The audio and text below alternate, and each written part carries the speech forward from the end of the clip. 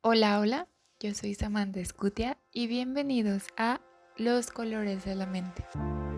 Este podcast está hecho para adentrarnos más en nuestra mente y comprender diversos aspectos de ella, conocer más sobre el mundo de afuera y cómo se relaciona con nosotros, además de entender sobre la diversidad de la vida. Así que bienvenidos y vamos a comenzar.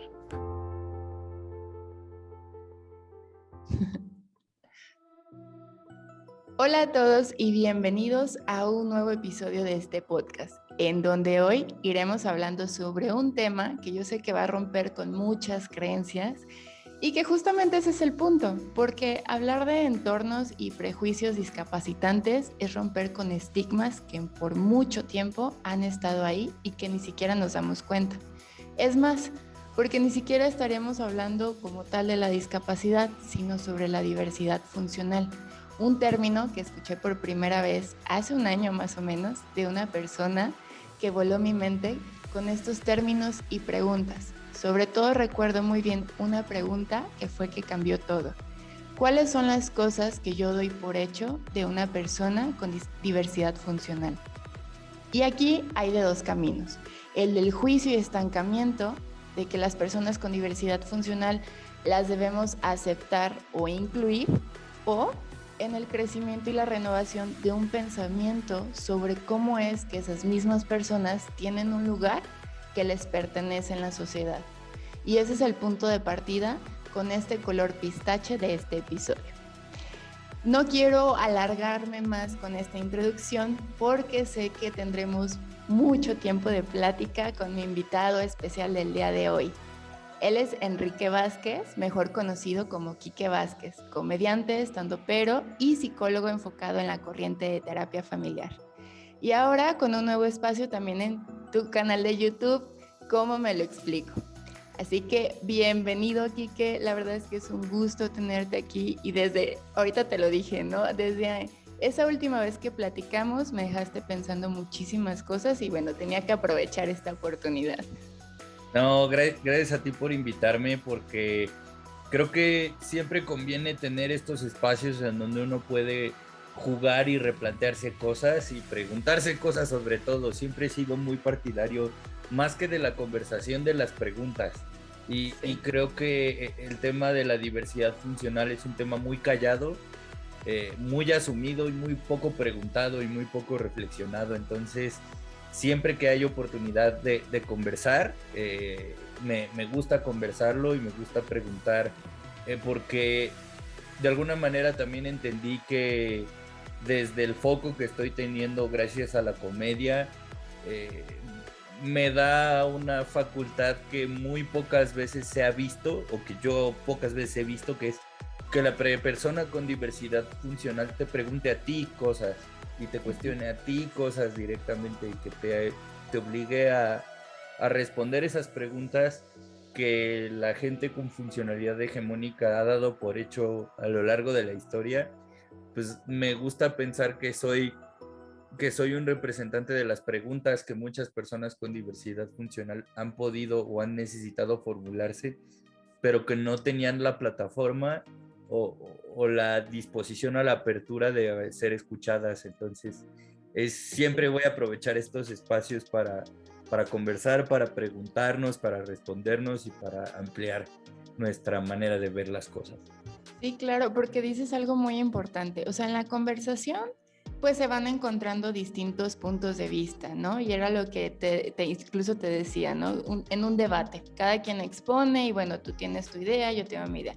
Pero las preguntas se hicieron Sí. para deconstruir algo que ya está bien formado y no sabes cuánto nos cuesta. Incluso, por ejemplo, yo que me dedico a trabajar con personas con diversidad funcional, con autismo más en particular, cuando te escuché, no sabes la cantidad de preguntas que incluso me surgieron a mí de, híjole, ¿qué estoy haciendo? A ver, entonces, todo esto que me habían enseñado, todo esto que me había planteado o los significados que yo tenía, empiezan como a desbaratarse y es como un punto en donde muchas personas les causa mucho conflicto, ¿no?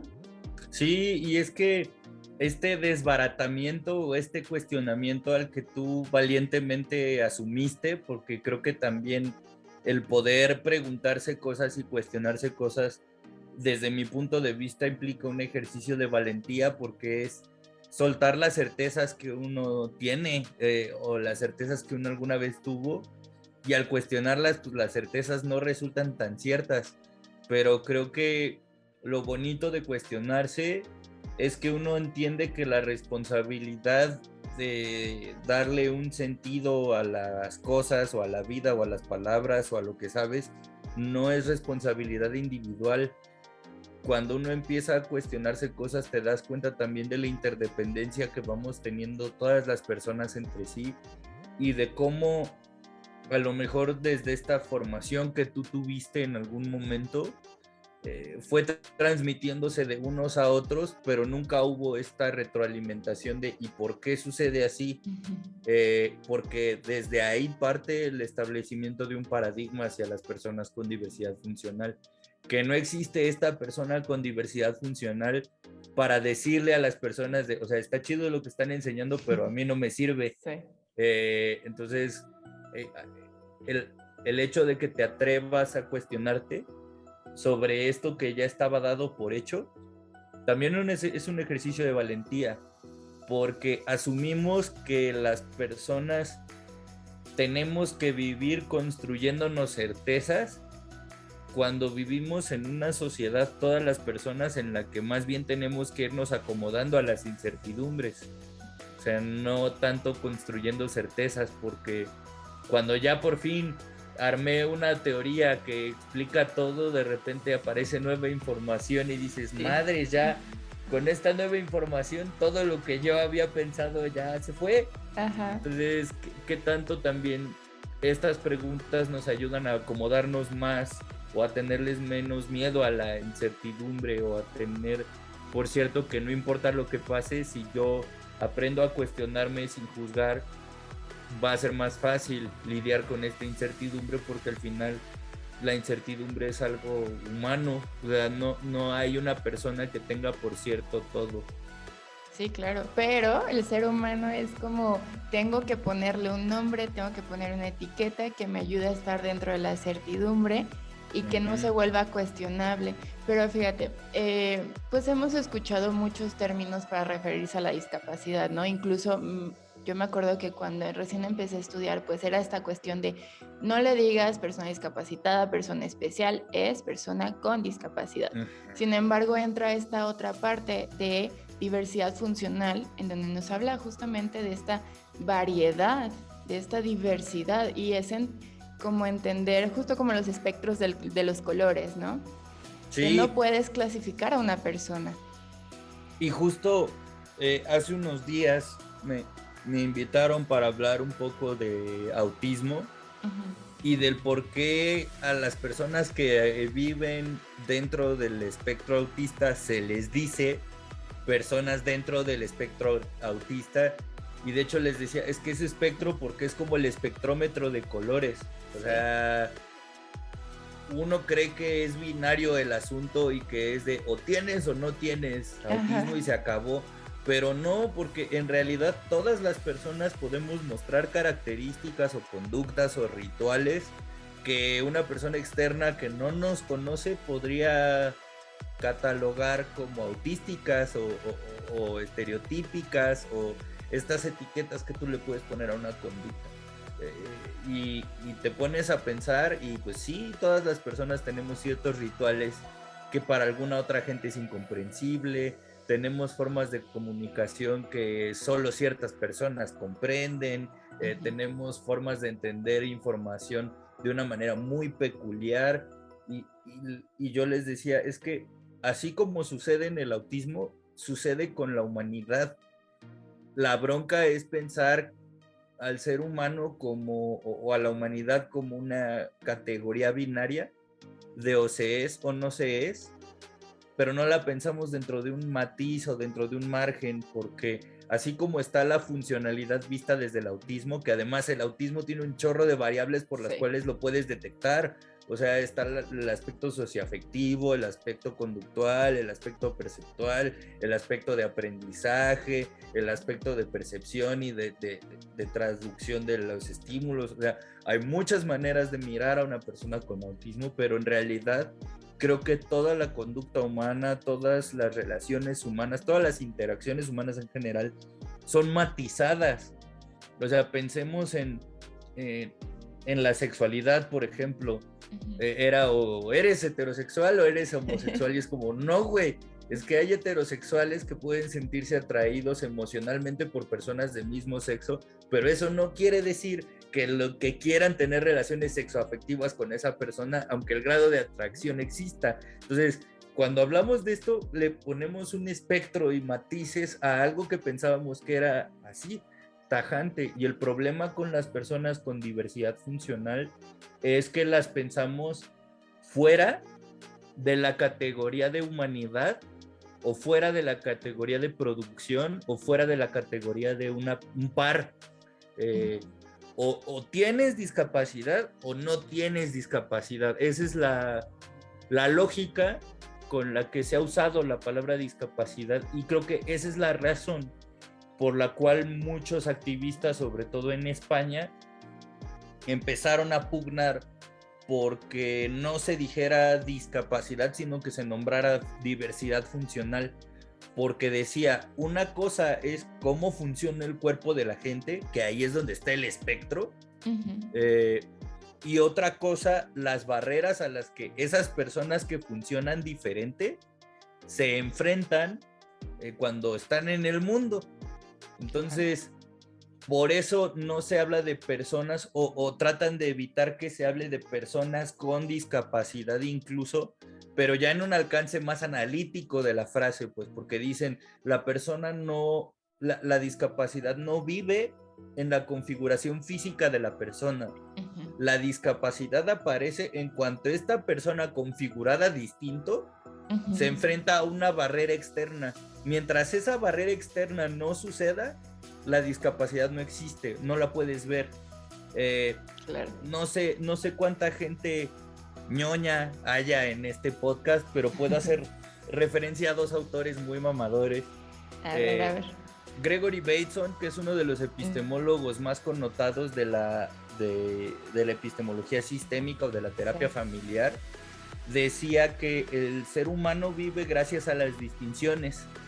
Que el ser humano entiende las cosas gracias a la distinción que se hace de un lugar o de otro, de un color o de otro, y decía que la vida humana y las interacciones humanas también trazan distinciones, porque pues así funciona el cerebro humano. Sí. Entonces decía que el amor no existe sino hasta que te enseñan qué es amor y lo distingues de las cosas que no lo son. Entonces nosotros entendemos lo que es gracias a lo que no es. Por poner un ejemplo más ñoño todavía, que cuando a un terapeuta le preguntan qué es terapia, y si a Gregory Bateson le dijeras esta pregunta de qué es terapia, la respuesta sería: todo lo que el consultante y el terapeuta decidan que es terapéutico, eso es terapia. Sí. Pero lo que está diciendo es que tanto en el terapeuta como en el consultante tiene que haber una relación que nos haga ver que hay una distinción entre el mundo que crean el terapeuta y el consultante del mundo en general, para que los dos entren en el rol de esta distinción. Y la bronca es que la palabra discapacidad, al estar dentro del individuo, no genera la distinción o impide que podamos ver las barreras a las que las personas se enfrentan cuando salen al mundo. Entonces, para esta gente que no ve la distinción, una persona tuerta es igualmente discapacitada, por decirlo de alguna manera, que una persona ciega, porque a los dos no les funciona la vista al 100%. Y esa es la definición de discapacidad, porque se piensa que la discapacidad es cómo funciona el cuerpo. No existe la distinción que nos hace ver que el tuerto puede vivir en el mundo porque accede a una información que una persona ciega no puede acceder. Esa distinción se queda fuera. Y entonces tanto el tuerto como el ciego tienen discapacidad, y no es cierto. El tuerto no vive en condición de discapacidad, pero el ciego sí. Sí. Porque el tuerto se puede adaptar a este entorno que como está hecho, no le implica o no le significan barreras que para la persona ciega sí existe, pero es porque no existe esta distinción entre la discapacidad y el cuerpo. Y entonces la palabra discapacidad no traza la distinción por sí misma, no. O sea, la gente ya la entendió como discapacidad es que algo te funciona mal en el cuerpo, y no es así.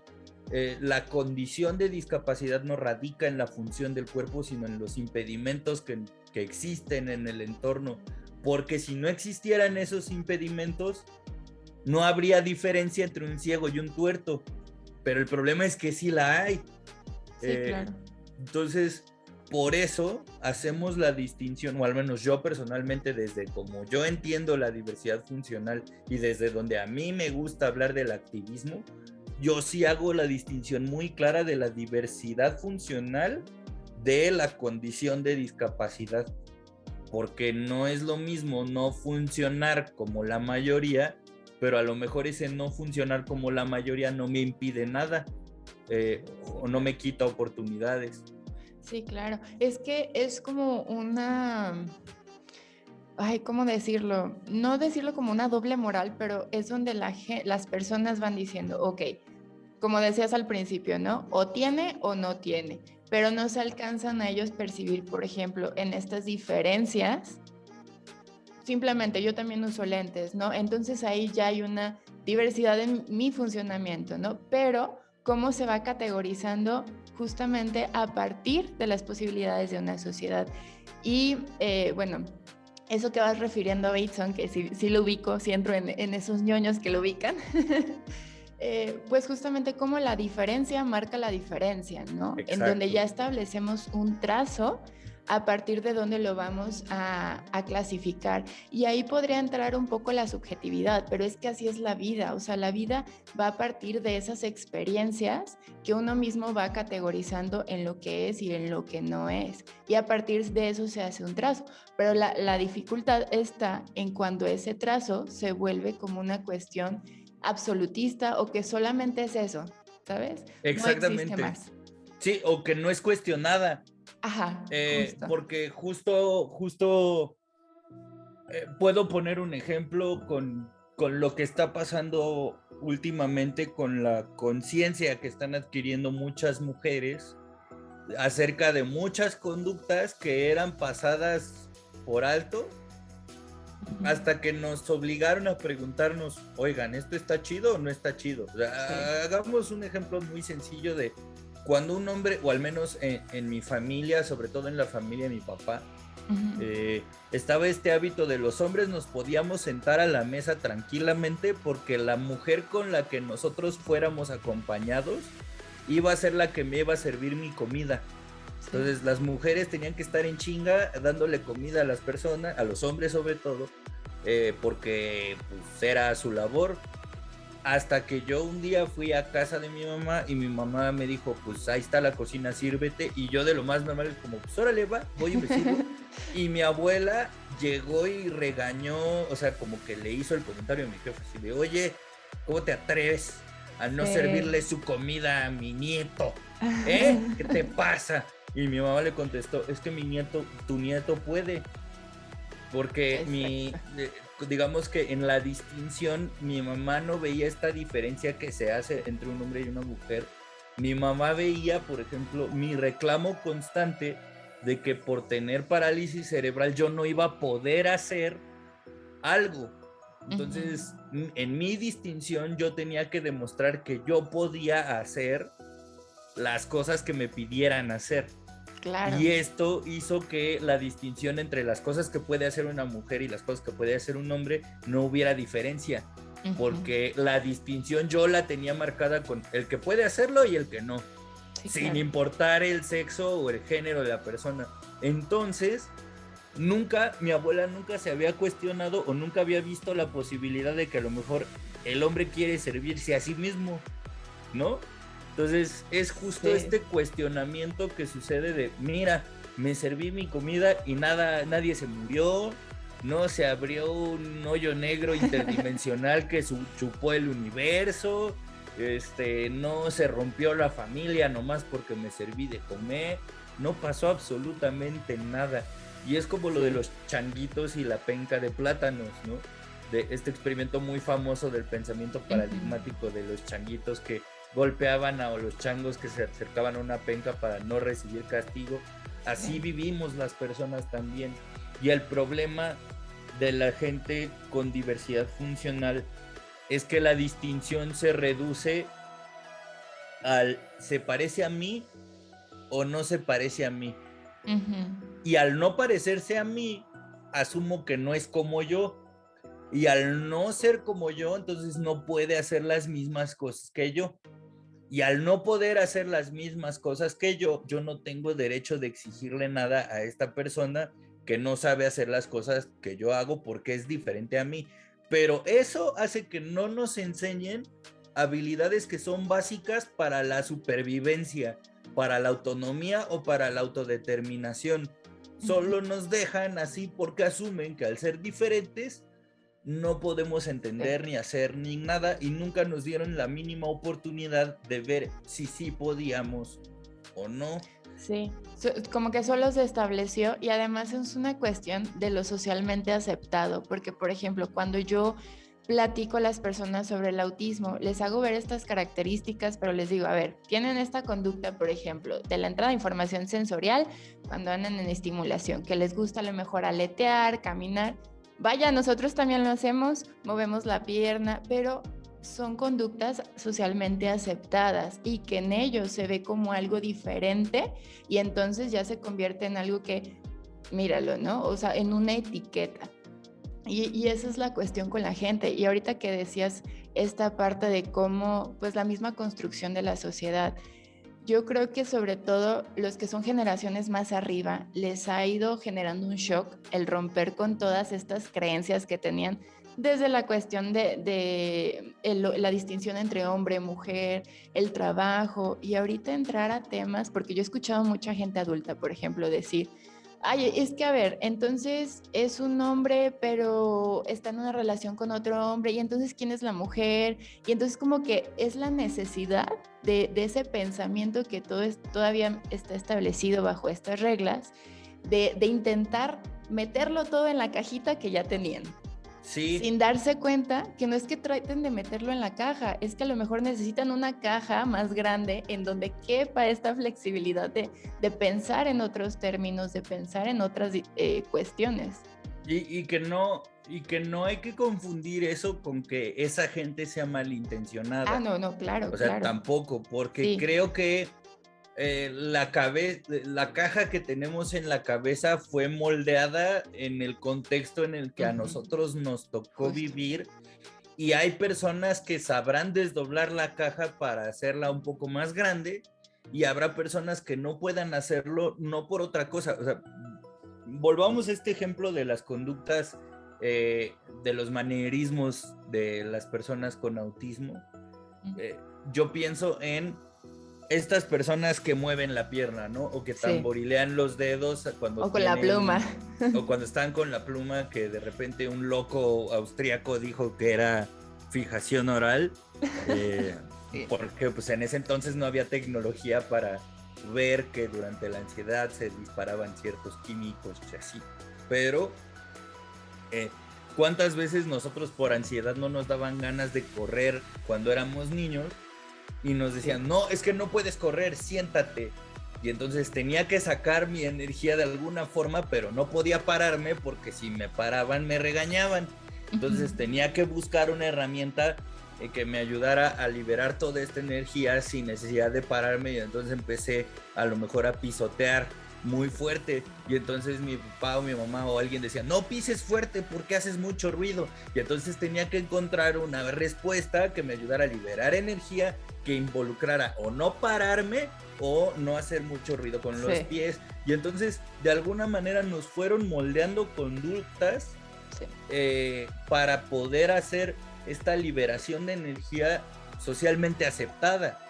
Pero justo como a la persona con autismo se le juzga desde se parece a mí o no, y como no se parece a mí, tiene derecho a hacer cualquier cosa que deba hacer porque no es un humano igual que yo.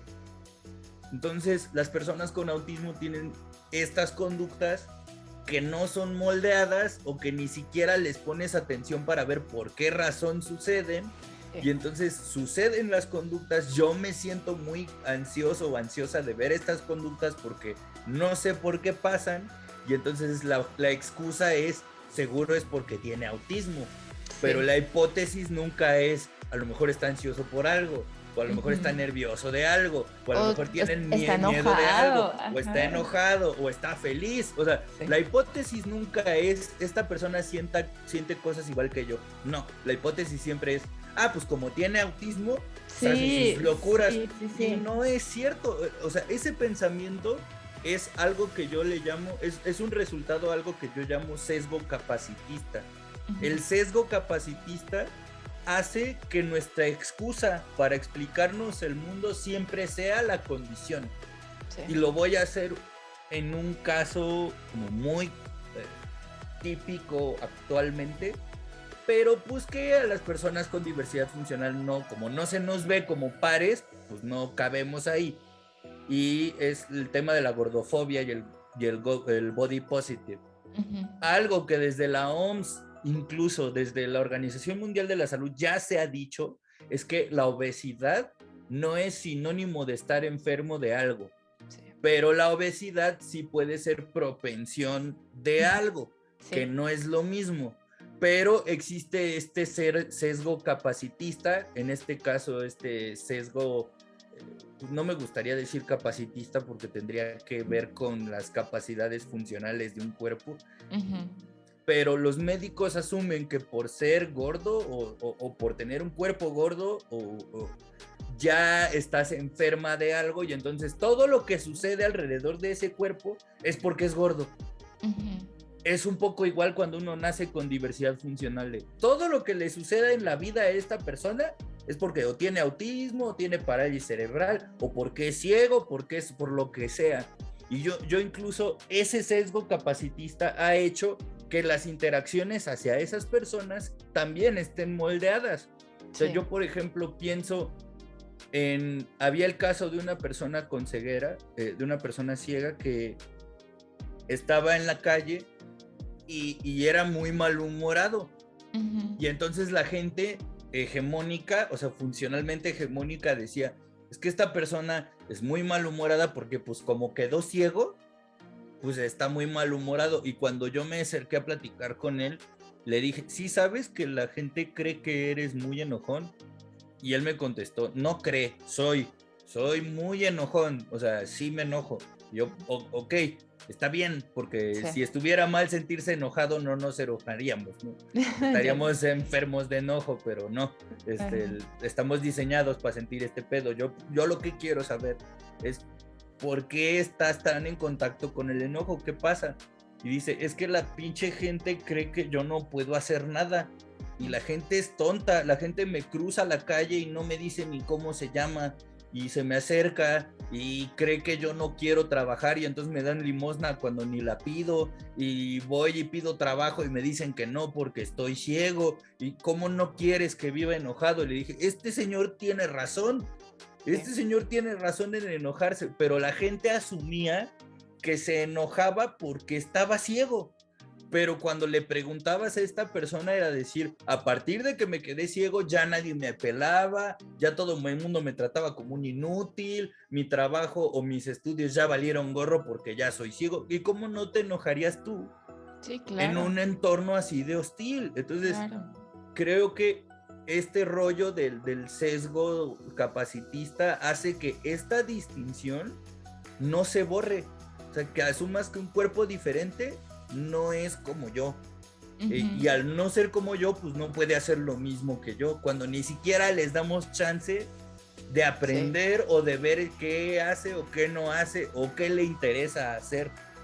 Porque también, te iba a decir que también es esta cuestión como de restarle personalidad, o sea, la persona, que la persona también puede sentir, que la persona se va a enojar, que la persona tiene un carácter y una personalidad que no está determinada por si tiene una diversidad funcional, o sea, no está determinada por su cuerpo, es una cuestión incluso psíquica, y ni siquiera por eso, o sea, estaría determinada. Por ejemplo, hablando del autismo, ¿no?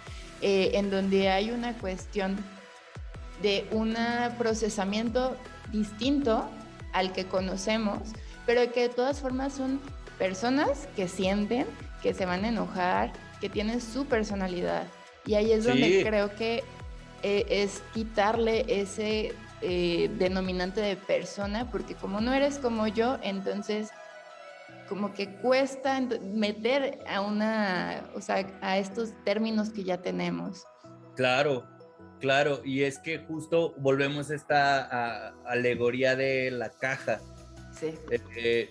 De que actualmente lo que está pasando es que gracias a la tecnología todas las personas nos estamos haciendo longevas, estamos viviendo más.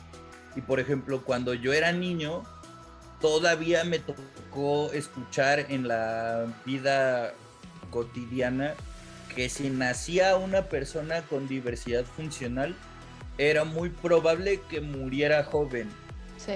O sea, que si nacía una persona con diversidad funcional, moriría a los 18, 20 años, o la esperanza de vida que los doctores dan al nacer una persona con diversidad funcional es menor a la promedio. Pero pues lo que está sucediendo es que las personas con diversidad funcional estamos llegando a la edad promedio, o sea, sí, a la esperanza de vida promedio. Y entonces, como que el hecho de que nosotros existamos y superemos la esperanza de vida promedio está de alguna manera orillando a las personas con funcionalidad hegemónica a preguntarse qué tan útil es lo que han estado pensando o haciendo por las personas con diversidad funcional, porque que spoiler alert, no es nada útil. Sí. No es nada útil que nos den una beca de 700 pesos al mes por nacer chuecos, aunque tú como hegemónico lo veas como un beneficio. Pero ponte a pensar que tú como hegemónico o como hegemónica puedes ir y buscar una chamba y te pueden dar una chamba con la cual tú puedes ganarte tu varo. Y entonces esta beca del gobierno tú la ves como un apoyo, porque tú tienes la facilidad de acceder a un trabajo en donde van a valorar o van a explotar, en el término más estricto de la palabra explotar, tus habilidades para que tú puedas ganar dinero, pero esa oportunidad laboral no la tenemos las personas con diversidad funcional. Entonces lo que tú con tus ojos hegemónicos ves como un apoyo, para nosotros es una tabla de supervivencia, de salvación. Nosotros tenemos que ver cómo nos las arreglamos con 700 pesos para vivir. Y si para una persona hegemónica que sí puede buscar un trabajo o dos y tiene que vivir con roomies para pagar lo que necesita pagar y de repente llega arañando a fin de mes y puede tener un trabajo, ahora imagínate una persona adulta con diversidad funcional a la cual discriminan por tener diversidad funcional y el único medio de subsistencia que tiene es esta pinche beca de 700 varos. ¿Qué tan útil es? Volvamos a la pregunta. Y es que no estamos atacando el problema de raíz, que es que a las personas con funcionalidad diversa se les quite la mayor cantidad de barreras posibles para que su cuerpo, estando como esté, pueda brindar algún apoyo o pueda aportar algo a la sociedad. Y es que los hegemónicos dan por hecho que un chingo de cosas que pueden hacer son útiles cuando en realidad no son tan útiles. O sea, ¿cuánta gente con funcionalidad, sobre todo neurocognitiva, hegemónicamente neurocognitiva, no sabe leer y vive? O sea, puede vivir, puede tener un trabajo. Es más, tú puedes no terminar tu educación básica y hacerte millonario sin pedos. ¿Por qué a las personas con diversidad funcional se nos obliga a pensar a la misma velocidad, a aprender a leer, a aprender a escribir, antes de incluirnos a la sociedad, cuando allá afuera hay gente que no hizo nada de eso y está feliz. O sea, Sí, claro. la misma existencia de las personas con diversidad funcional está poniendo en entredicho valores o cosas que son apreciadas por la gente hegemónica y que al existir nosotros, como que nos damos cuenta que está sobrevalorado, como Sí. esto. De hecho, me haces pensar, por ejemplo, cuántas personas no completan sus estudios, tienen un trabajo así como para sobrevivir, o sea, para tener su negocio y todo, pero ni siquiera le echan ganas. Y muchas veces yo he escuchado de gente que se refiere a las personas con diversidad funcional como, mira, es que son súper trabajadores, pero si te pones a pensar es porque no tienen de otra. Mientras las personas, ahora sí que, como dices, hegemónicas, podemos tener muchas posibilidades y ni siquiera las aprovechamos bien. Hay personas con diversidad funcional que saben que es su única opción y que entonces obviamente le van a echar todas las ganas, pero sí, ahí es donde entra esta otra pregunta y que tiene que ver con el tema, ¿no? De estos espacios discapacitantes o estas ideas discapacitantes en donde no es la persona con diversidad funcional la que tiene una discapacidad, sino cómo los espacios están hechos para marcar esa discapacidad. Ese no puedes, entonces viene la limitación, ¿no? Y esto que tú decías como los apoyos, también entra otra cuestión que a mí me marcó mucho cuando entré a tu taller, que es la cuestión de la empatía. Porque a veces decimos, ay, con la bandera de la empatía yo, mira, me acerco a ti y a lo mejor con la mejor intención, ¿no? De querer ayudar, pero a veces en ese querer ayudar justamente borramos a la persona. Le quitamos, ni siquiera le preguntamos qué necesita. Nos vamos a lo que nosotros creemos que necesita cuando no somos nosotros, sino es considerar a la otra persona. Entonces creo que ahí hay un término difuso en lo que es la empatía, porque no es una cuestión de yo hago lo que creo que vas a necesitar, sino es preguntarte directo porque te respeto como persona y me acerco a ti como persona y entonces te digo, ¿qué necesitas? ¿Qué necesitas que haga? ¿Qué necesitas de mí? ¿O qué necesitas de este espacio, no? Sí, y es que esa sesión sobre todo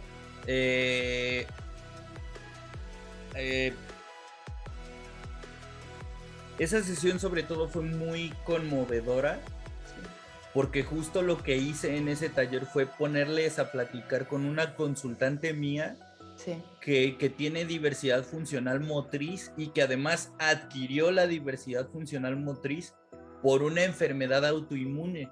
Entonces justo lo que ella les decía es como, yo estoy enferma de este pedo. Eso es lo que hay que combatir. Y como resultado de esto yo tengo esta funcionalidad. Pero tener esta funcionalidad no significa que yo no pueda hacer todo lo que tú puedes hacer.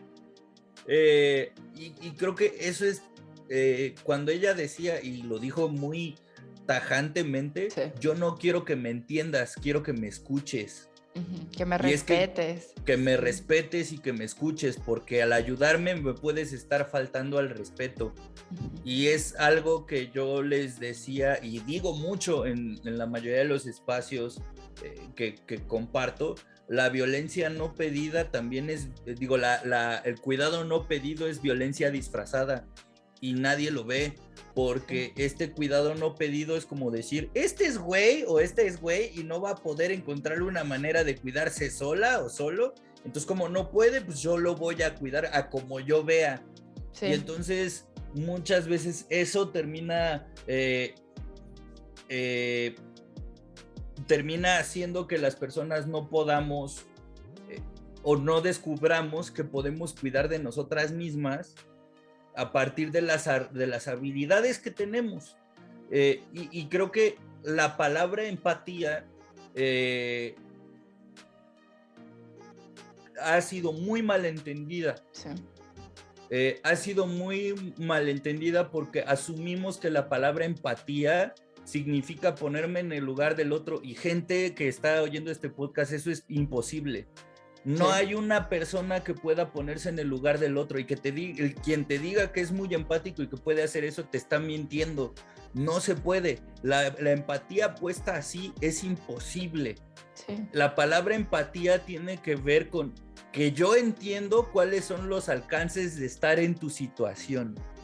Que yo estoy dispuesta o dispuesto a escuchar cuál es la situación en la que estás y entender cuáles son los alcances o los efectos que tiene sobre ti estar en esa situación.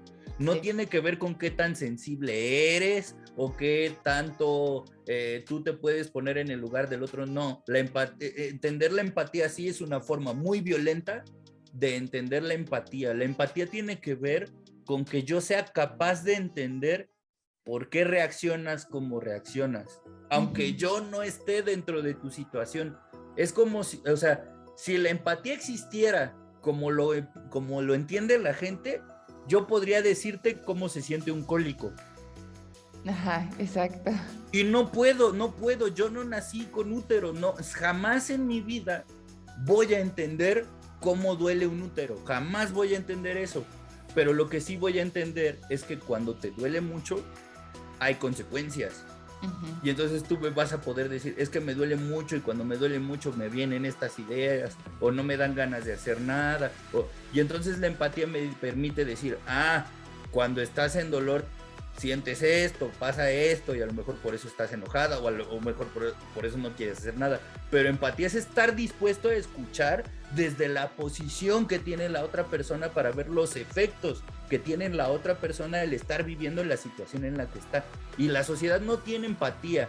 Y los pachamamers, que son los que están ahí en internet hablando de empatía, son quienes menos empatía tienen porque son los que a huevo nos quieren imponer. Ay, ya tiré tu letrero, perdón. Se impactó. Son los que nos quieren imponer esta visión de empatía cuando esa empatía no existe. La empatía real tiene que ver con este respeto y con esta apertura y con esta escucha que no existe hacia las personas con diversidad funcional. Realmente no existe. Y yo he escuchado discursos del Teletón que el fundador del Teletón ha hecho abiertamente en sus transmisiones, que yo digo, güey, ¿cómo es que la gente no le escupe en la cara ahí? O sea, ¿cómo es que la gente no lo agarra a golpes ahí? O sea, uno de los discursos que usó fue de no permitamos que sientan miedo quienes siempre han tenido miedo. No permitamos que sientan miedo quienes nacieron con miedo. Y es como, güey, si sabes que no naces sintiendo miedo, es más, tú naces sintiendo cosas que no sabes cómo se llaman y que no interpretas. Y entonces tú estás asumiendo que nacer con un cuerpo diferente es una sentencia de vida para tener miedo toda tu vida. Y entonces, como tú vas a tener miedo, yo, el hegemónico, te voy a rescatar de ese temor en lugar de ayudarte a entender que eso que estás sintiendo se llama... O sea, es un discurso tan aberrante, tan horrible, que trata a las personas con diversidad funcional como si fueran cosas o personas estúpidas que no sabemos sentir y que lo único que sentimos es miedo. Y si tú crees que él está hablando en serio o que sabe de lo que habla, tú eres parte del problema y la gente lo tiene que escuchar y lo tiene que entender y le tiene que doler. Tiene que saber que si tú le has comprado esos discursos al Teletón, tú eres parte del problema porque te estás dejando llevar por este sesgo capacitista que te dice, las personas con diversidad funcional no viven lo mismo que tú. Y este sesgo capacitista lo que nos está enseñando es las personas con diversidad nacen, crecen, se reproducen y mueren con miedo. Y eso no es cierto. Sí tengo miedo, pero no siempre tengo miedo. Hay cosas que me gustan, hay cosas que adoro, hay cosas que me hacen sentir feliz, hay cosas que me hacen sentir triste, pero nacer con diversidad no me da miedo. Lo que me da miedo es que las personas me discriminen. Lo que me da miedo es no encontrar oportunidades. Y creo que este sesgo capacitista y este entendimiento erróneo de empatía ha hecho que la gente se sienta con esta necesidad o con esta facultad de ayudar a quien ellos o ellas perciben que más lo necesitan. Y es que en la relación de cuidado también hay una relación de poder, sí. Que tampoco es algo que se hable demasiado, pero voy a hablar del segundo ñoño que me ha ayudado a entender este tema de la diversidad funcional y de la discapacidad. Michel Foucault hablaba de las relaciones de poder y las jerarquías y decía, el poder rara vez tiene que ver con cosas, con objetos tangibles, o con consecuencias tangibles. El poder en la mayoría de los casos tiene que ver con información, sí, con conocimiento y la transmisión de la información. Y visto desde ese punto de vista, pues una relación de cuidado, quien sea que cuide y quien sea que sea cuidado, si esa relación de cuidado no es negociada, lo que estás diciendo es yo sé más. Sí. Y al saber más, yo tengo mayor poder, y al tener mayor poder, yo debo cuidarte a ti que sabes menos, porque como sabes menos, tienes menos facultades, y al tener menos facultades, yo me voy a hacer responsable de ti porque tú no puedes. Cuando Foucault, desde sus tratados del poder, nos decía, la cosa del poder es que se ejerza con conciencia de las personas, porque pues, ser cuidado es muy cómodo. Sí, ¿no? Claro. Pero también hay ciertos inconvenientes, o que el poder se reparta. O sea, la mejor manera de manejar el poder es que la información que me hace estar en esta posición de poder se comparta, para que así la balanza se equilibre. Pero el problema sí, es que no se habla con las personas con diversidad funcional. El problema es que no hay un diálogo, y el problema con esta forma de poder lo voy a trasladar como a estas ideas que tenía Foucault en Historia de la Locura, que decía que la locura no es natural en el sentido de que tú no la encuentras en las especies animales. Tú no encuentras animales locos y no encuentras manicomios de venados o de perros o de gatos. Los animales están ahí en la naturaleza. Decía, la locura no se encuentra, la locura se diagnostica, se prescribe. O sea que quiere decir que los locos, o el concepto de locura, es un constructo social, sí, que sirve para categorizar a los que sí de los que no. Y la pregunta retadora que tengo aquí es, ¿qué tanto la palabra discapacidad tampoco es natural? Porque nosotros no vemos a los perritos que les falla una pierna yendo a centros de rehabilitación de perritos para que les acomoden sus patitas rotas, ¿no? Sí, siempre y cuando no los lleve una persona. Ese es el punto, sí, porque la persona es la que asume que ese perro tiene discapacidad, sí, pero los perros, así sin pierna, así sin patas, se las investigan, sí, para comer, claro, se las investigan para beber, para convivir. Es más, tengo un ejemplo muy bonito de dos perritos. Mi pareja en algún momento tuvo dos perritos, y un perrito se quedó ciego antes que el otro. Y entonces el otro perro era el perro lazarillo del perrito ciego. Ellos se las investigan para saber cómo hacerle, porque en el mundo de la naturaleza no existe el concepto de la discapacidad. Pero si pudiéramos pensar que los animales conceptualizan, porque si tú eres animalista y crees que un animal conceptualiza, te faltan estudios de anatomía. Pero a lo que voy es que los perros, o al menos en este ejemplo, el perro no miraba la condición de discapacidad, sino, este perro no ve, pues hay que ver cómo hacer que pueda comer sin que vea, o hay que ver cómo puede moverse por el mundo sin que vea.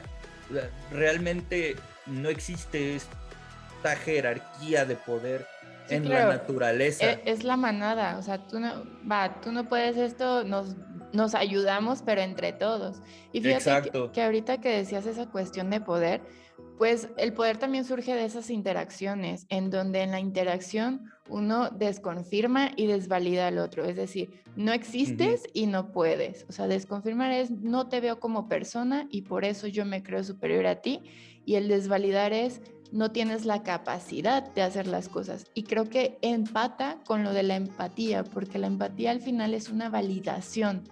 O sea, no vivir lo que la otra persona ha vivido, como lo decías tú, pero sí validar lo que está sintiendo, lo que está pensando por lo que está pasando, que ahí es donde entra un concepto muy distinto.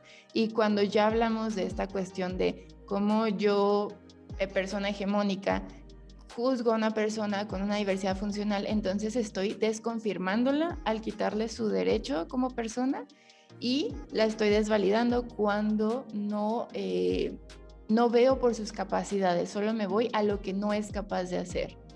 Y entonces suplo esa parte, ¿no? Pero sí es un juego de interacciones en donde siempre tiene que estar uno por encima del otro y en donde las relaciones van siendo así, ¿no? O sea, yo me pongo siempre por encima de ti y yo te veo como por encima. Pero fíjate, aquí te voy a hacer otra pregunta. ¿Qué tanto las personas dentro de la diversidad funcional también pueden entrar en este juego de interacción? Claro, y sucede mucho.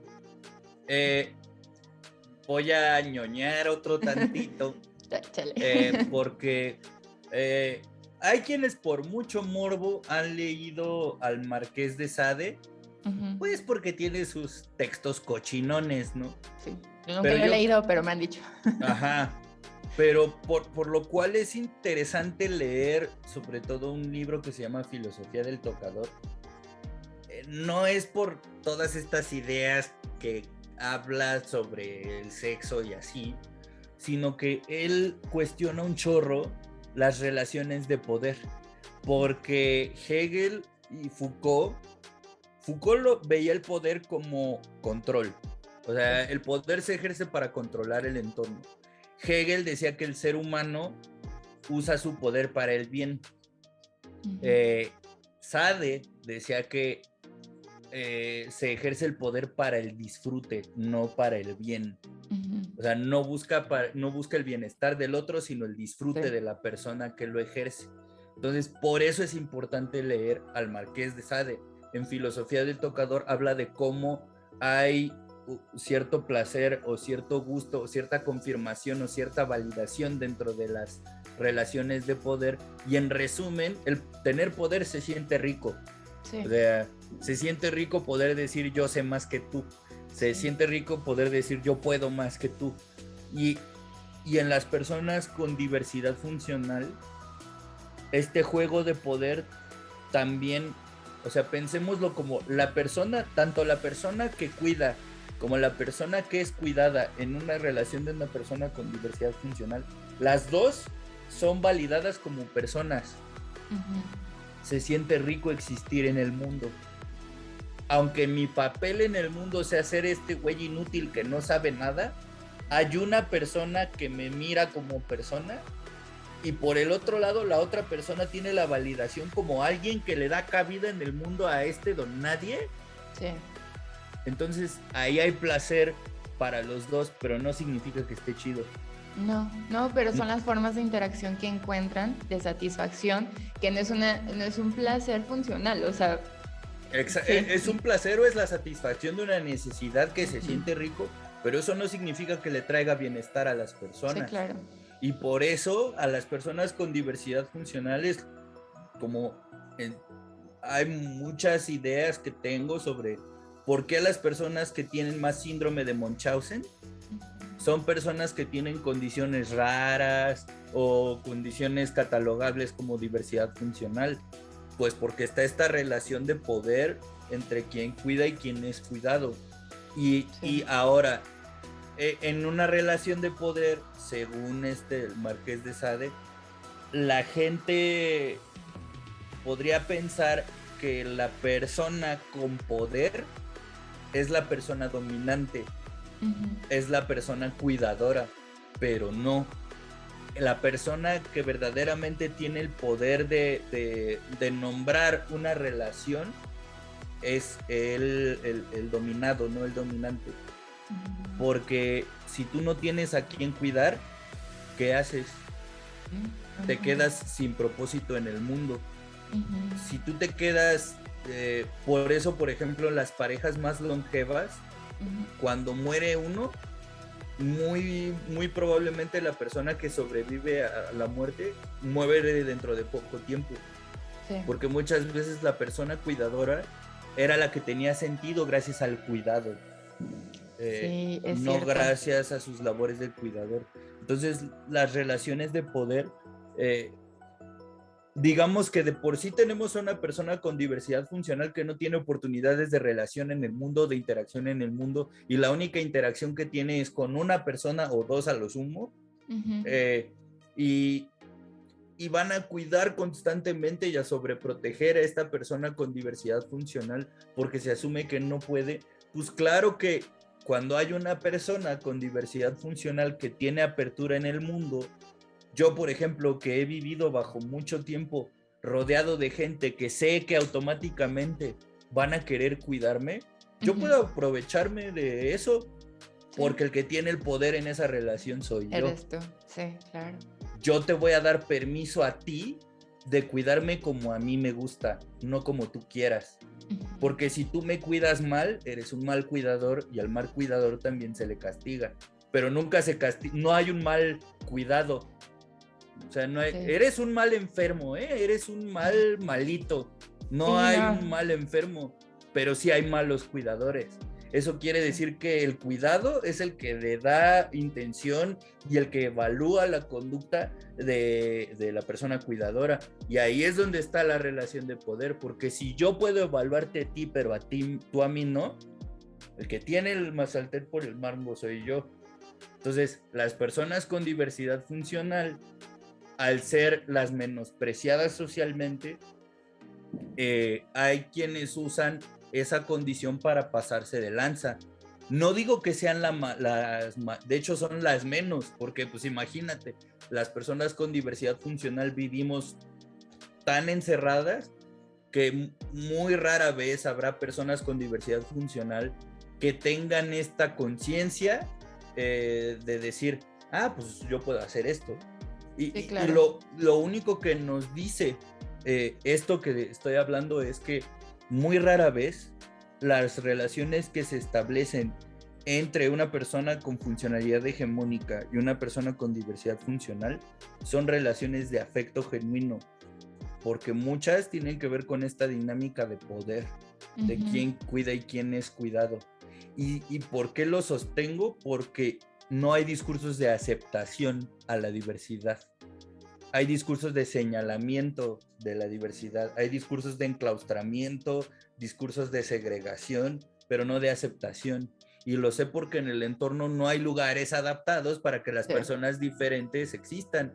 Entonces, si no lo entienden por el lado luminoso de la historia, que es esto de todos tenemos derecho a existir, mientras exista la discapacidad, el malo del cuento eres tú. Sí. Y si eso no te mueve a hacer algo al respecto, pues ahí sí ya digamos que no hay mucho más que hacer. O sea, acabo de explicar algo que es horrible y me duele decirlo, pero también es una hipótesis. Digo, todo lo que digo no son hechos, pues, pero estoy llevando cuestiones hasta sus últimas consecuencias, y una de las cosas que estoy planteando es las relaciones con las personas con diversidad funcional no son genuinamente afectuosas.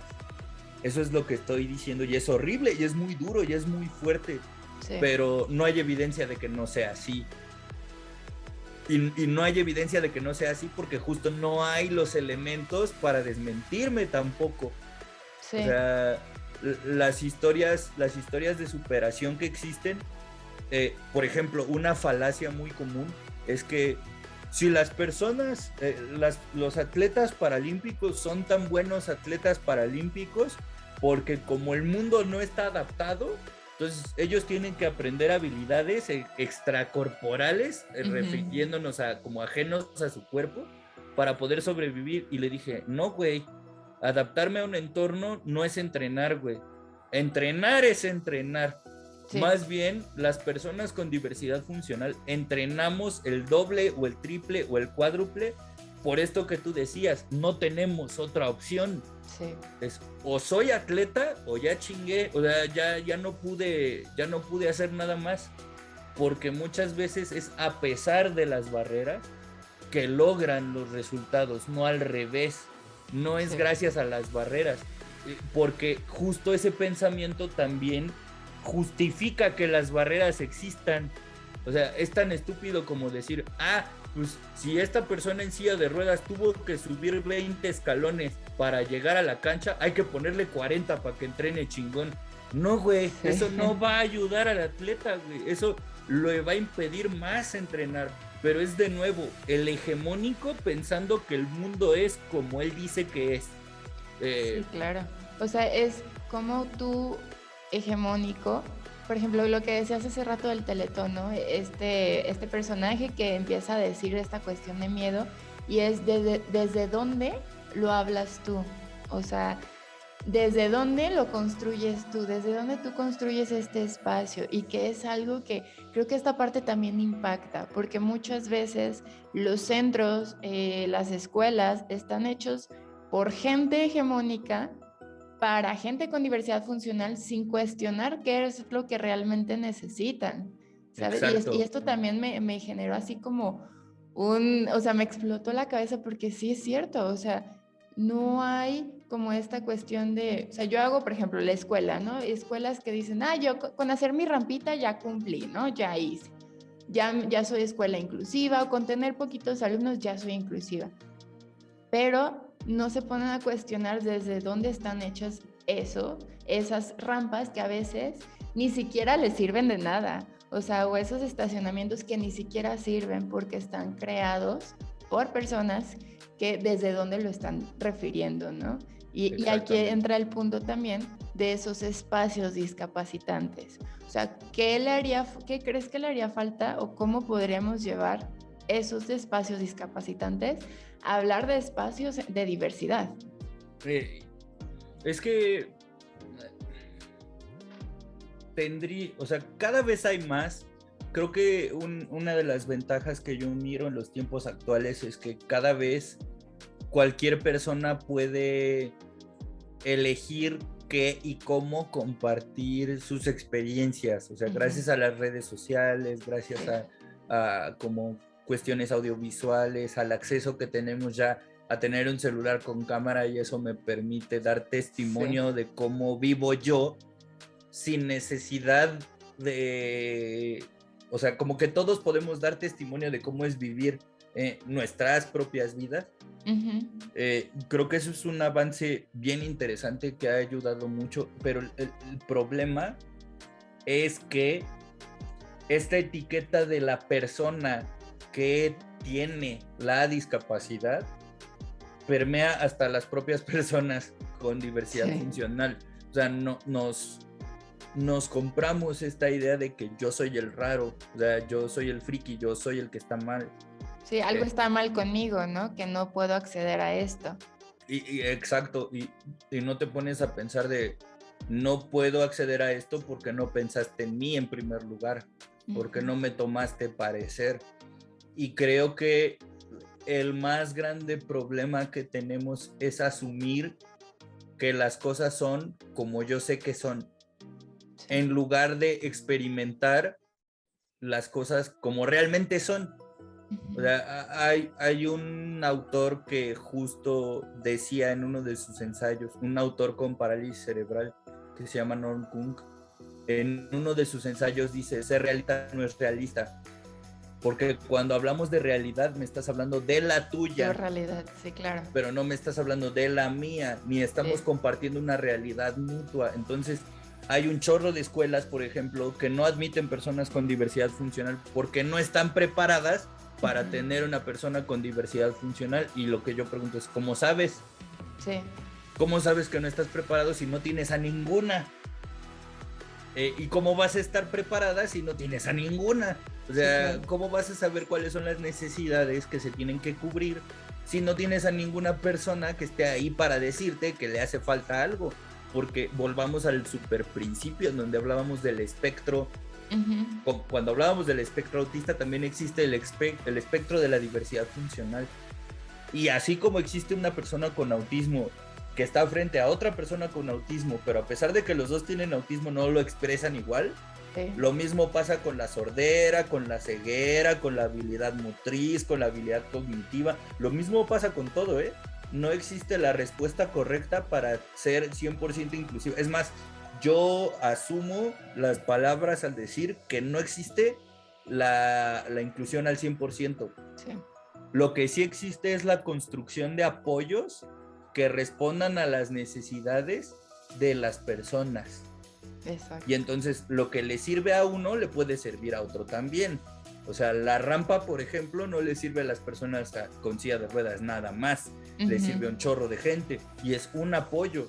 Entonces, los apoyos que una persona puede necesitar hoy, si tú las fabricas hoy, mañana que llega una persona con la necesidad de un apoyo similar, ya no vas a tener que construirla porque ya lo tienes. Pero justo el pensamiento de, es que no estoy preparada, ni lo vas a estar, ¿eh? Mientras tú sigas sin admitir a personas con diversidad funcional a tus espacios, no vas a estar lista. ¿Y sabes por qué no vas a estar lista? Porque no las vas a tomar parecer a esas personas para decirles, oye, quiero que tomes clase en mi escuela, pero no sé si necesitas un elevador o una rampa o te cargamos o quieres tomar clases solo en el primer piso. O sea, solo hasta que no te enfrentes a la realidad de otra persona es que vas a poder lograr generar un puente entre tu realidad y la mía. Sí, claro. Entonces, creo que para hablar de espacios más incluyentes, tendríamos que hablar de que el primer espacio incluyente tiene que ser la oportunidad misma.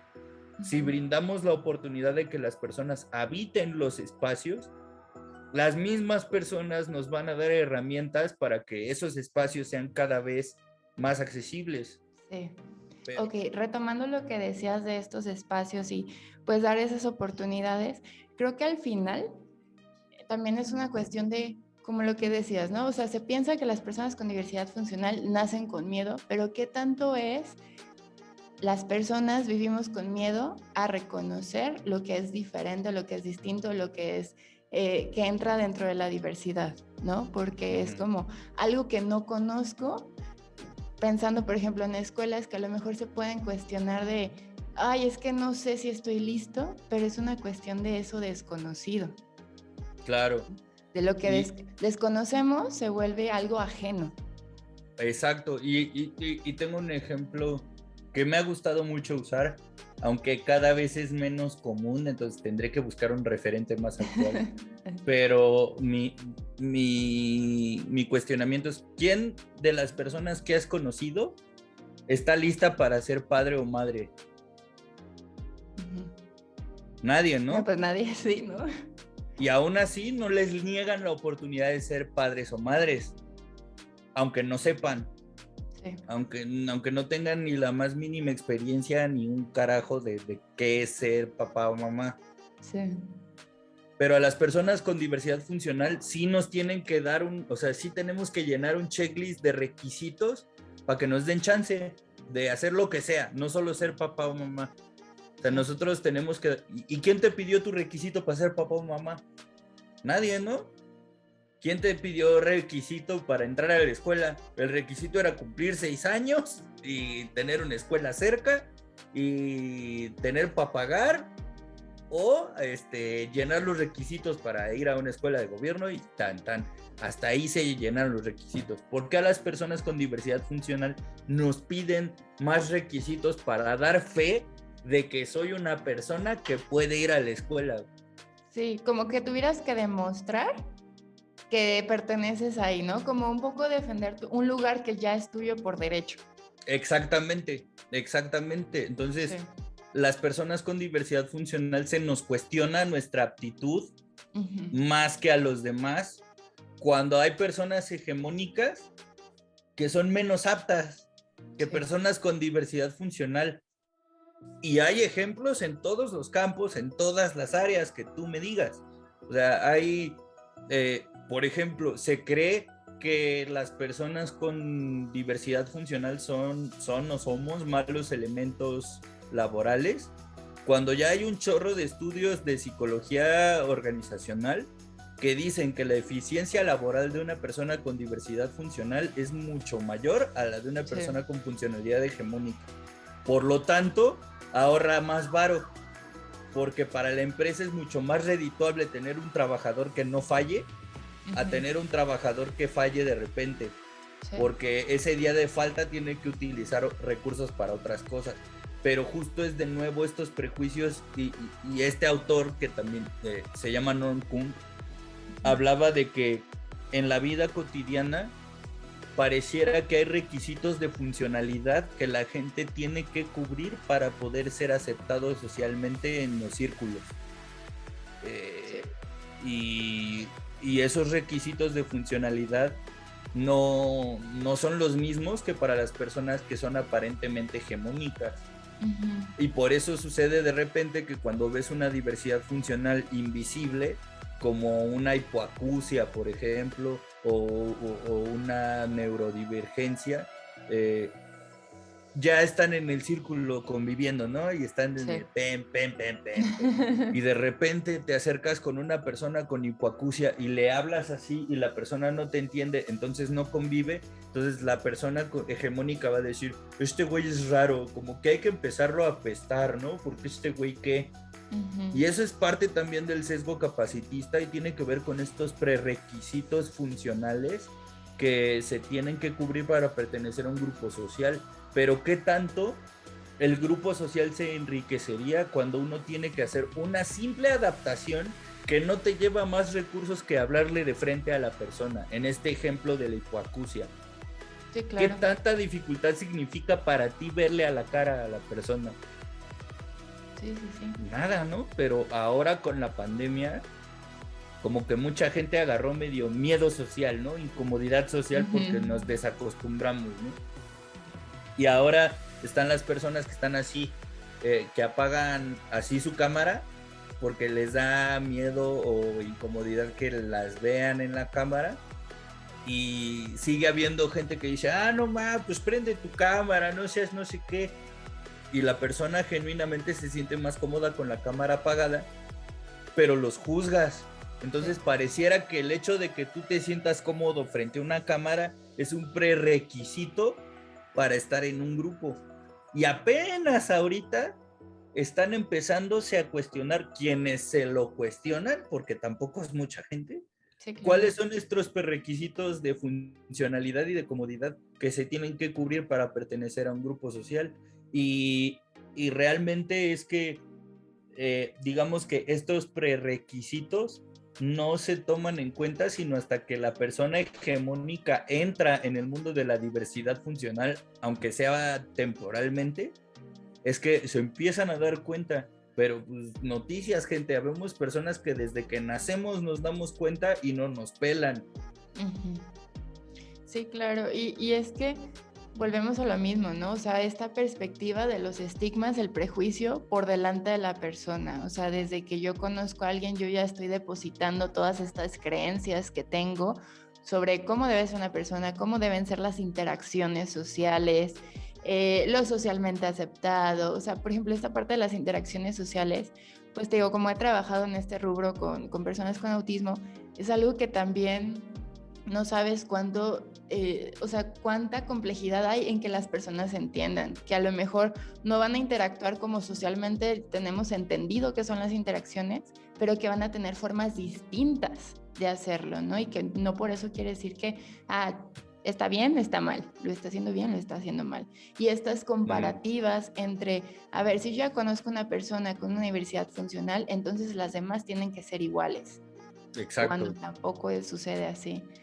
Entonces, sí es mucho la cuestión humana del ser humano por controlar y clasificar al mundo dentro de lo que es para mí una realidad que puedo manejar, porque aquí también entra esta cuestión de las realidades que yo no puedo soportar, porque entonces se vuelve... Pero ya hablo de mí, ¿no? O sea, ya es una cuestión mía, no de la otra persona, no de la persona que vive con diversidad funcional, sino de mí, que yo no sé manejar esa realidad, porque cuestiona la mía. Entonces, sí es como, pues es un tema que explota la cabeza, pero porque justamente es descubrir estas nuevas realidades o posibilidades, ¿no? Y es donde nos cuesta mucho trabajo y hay mucho camino por llegar a ese punto de entender que el mundo no funciona como nos enseñaron de A más B es igual a C, sino que mientras estás haciendo A más B, por acá hay otra cosa y por allá hay otra, y justamente pues este espacio que es de colores es por esta parte en donde un pensamiento de una persona no va a ser igual a la otra. Tengan la misma diversidad funcional, tengan la misma edad, tengan la misma contexto, porque incluso en contextos va a cambiar mucho, tienen historias particulares, creencias particulares, entonces es una infinidad de cosas, pero sí es un poco complejo. Y la verdad sé que nos podríamos llevar muchísimo tiempo hablando de esto. De hecho, me encantaría tenerte de nuevo en este espacio. Sabes que este es tu espacio. A lo mejor ahí vamos empezando, pero ¿qué sería ese último mensaje que te gustaría dar? Yo sé que a lo mejor tienes muchos espacios en donde compartes todas estas creencias que tú has venido, pues ahora sí que haciendo ver a las personas, sacándolos de eso que conocen. Pero ¿qué sería esto último que quisieras como dejar a los que están escuchando? Dejemos de usar discursos que clasifican y empecemos a usar discursos que aceptan. Porque la clasificación solo marca diferencias, y creo que vivir en comunidad o vivir con otras personas no se trata de ver qué tan diferente eres tú de mí, sino de encontrar en qué nos parecemos tú y yo. Claro. Y creo que lo más importante para todo, o sea, no solamente creo que para la diversidad funcional, que para la diversidad funcional hay una deuda social histórica incalculable, o sea, porque hasta aún hoy día hay personas hegemónicas que les sigue valiendo gorro el tema, pero creo que mi consejo o lo que yo podría dejarle a las personas es: dejemos de validar y de creer en estos discursos que clasifican y empecemos a validar y a creer en los discursos que nos hacen buscar o mirar en lo que nos parecemos. Claro. Porque ahí va a ser en donde en verdad estemos ejerciendo la empatía. O sea, no me puedo poner en tu lugar porque no es cierto, sino no conozco tu lugar, no sé de qué se trata, pero cuéntame qué pasa en este mundo que no es el mío. Y solo así podemos empezar a abrirle la puerta a las otras realidades a las que estas clasificaciones previas le cerraron la puerta.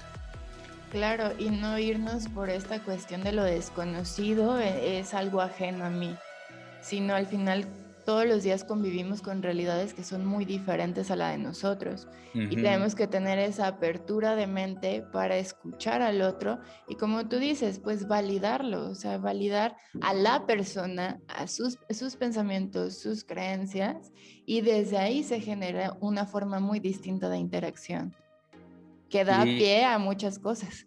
Justo, Michael White, que es un autor que yo adoro para terapia narrativa, decía: hace una gran diferencia renombrar cosas.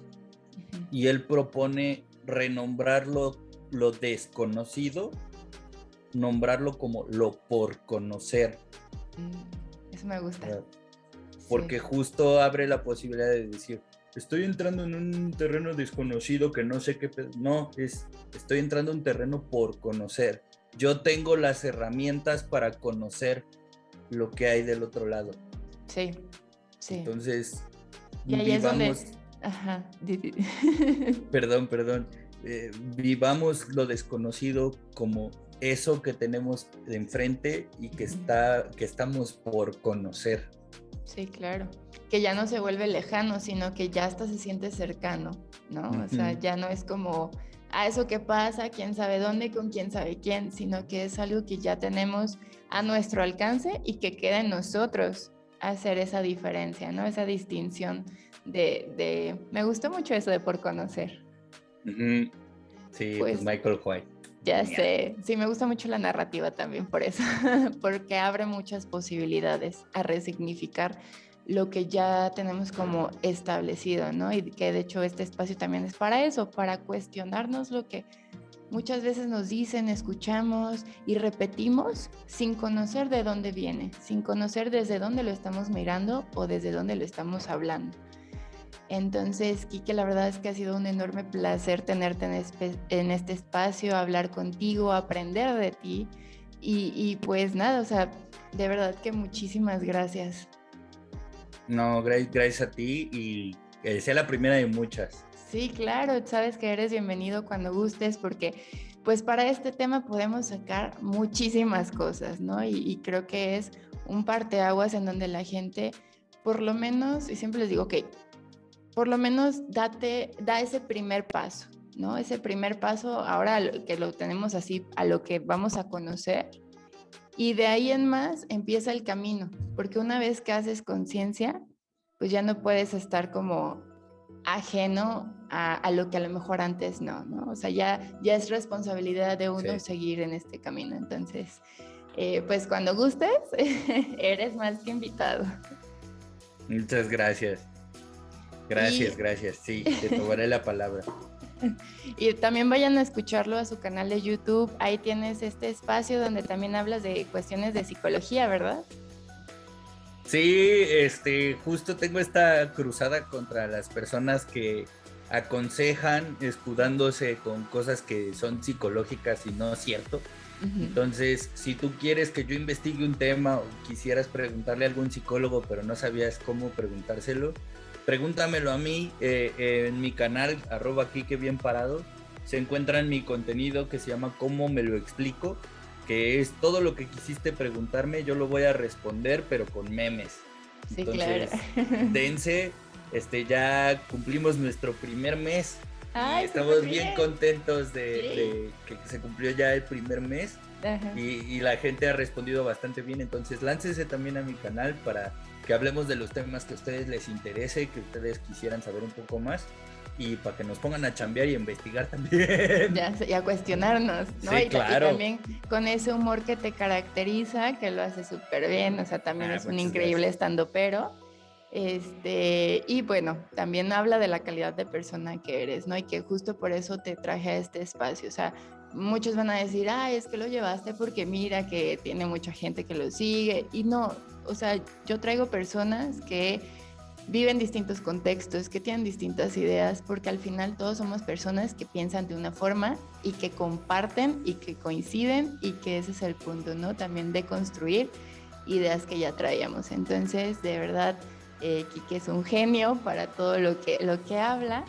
Y pues nada, volver a agradecerte a ti y a todas las personas que nos han escuchado. No olviden suscribirse también al canal de Los Colores de la Mente, tanto en Spotify como en YouTube. Y bueno, seguiremos hablando de esto y más temas más adelante. Entonces, sin más, nos despedimos y nos vemos la siguiente semana con el siguiente episodio de Los Colores de la Mente. Bye. Bye.